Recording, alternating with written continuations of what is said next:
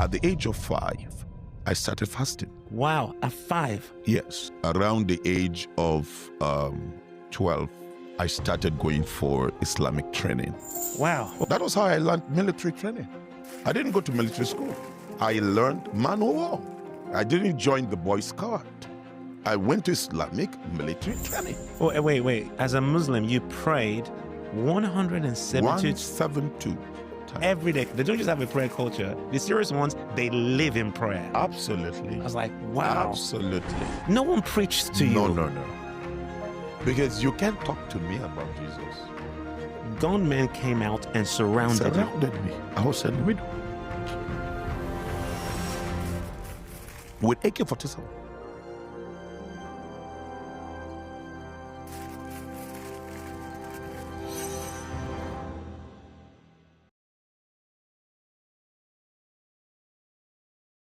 The video you're about to watch is really impacting. I flew out to Belgium to record this podcast with Pastor El Buba. I was significantly impacted by the things I heard. And I wanted to start off by just sharing with you the heart behind why we're putting this out.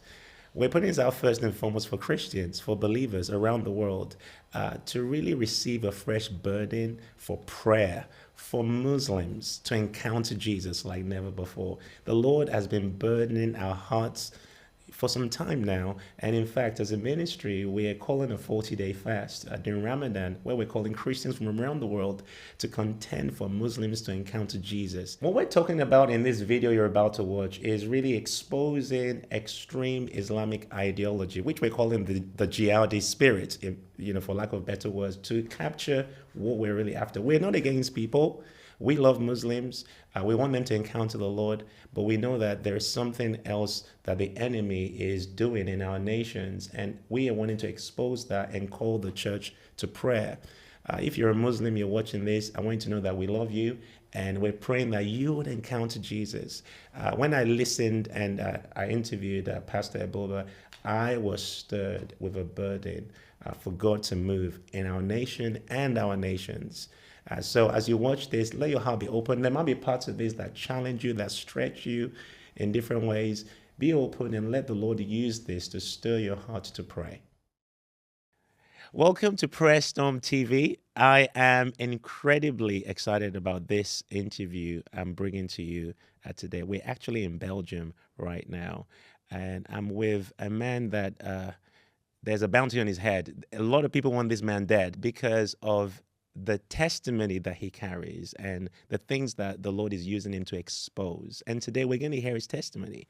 And in fact, I'm going to be hearing a lot of it for the first time, like many of you watching. But I know that this needs to get out to the world because many of you, your hearts, your lives are going to be changed through this podcast, this interview, this recording. So I want you to welcome with me Pastor Issa El Buba, all the way from Nigeria. Pastor, it's good to have you with us today. Thank you very much. It's a pleasure for me to be with you here today.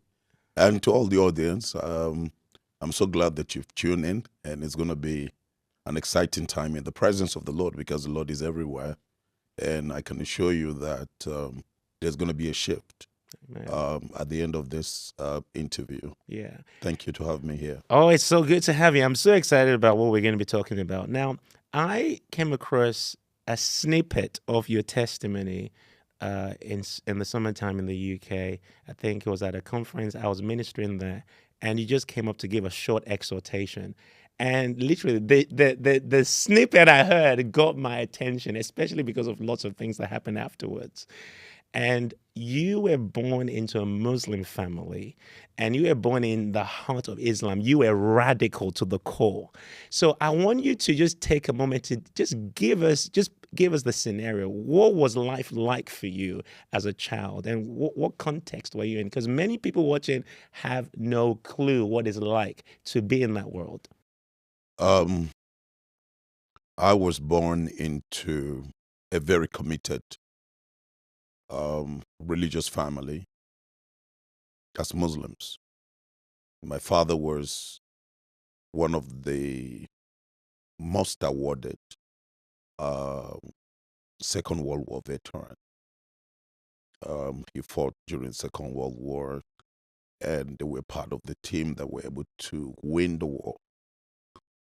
And so Islam was not just a religion to us. Islam was a culture in my father's house.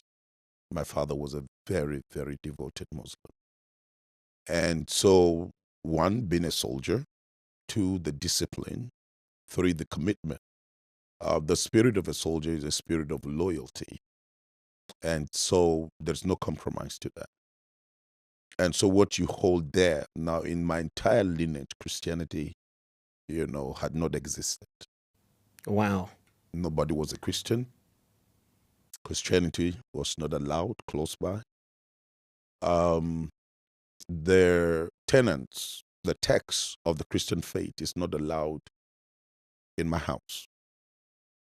So the name Jesus was just a mere name. It's just a mere apostle. It is a taboo, it's an abomination to call Jesus the Son of God. Krollahu ahad, Allahu samad, walam yulid, walam yulad, walam yakul lahu kufuwan ahad. So there's no way you can ever refer to Jesus Christ as the Son of God. So what you just quoted there is from the Quran. Yes, it's from the Quran. And so it's like making an oath. And this is the oath that keeps you as a Muslim. And so, born into the family, I grew up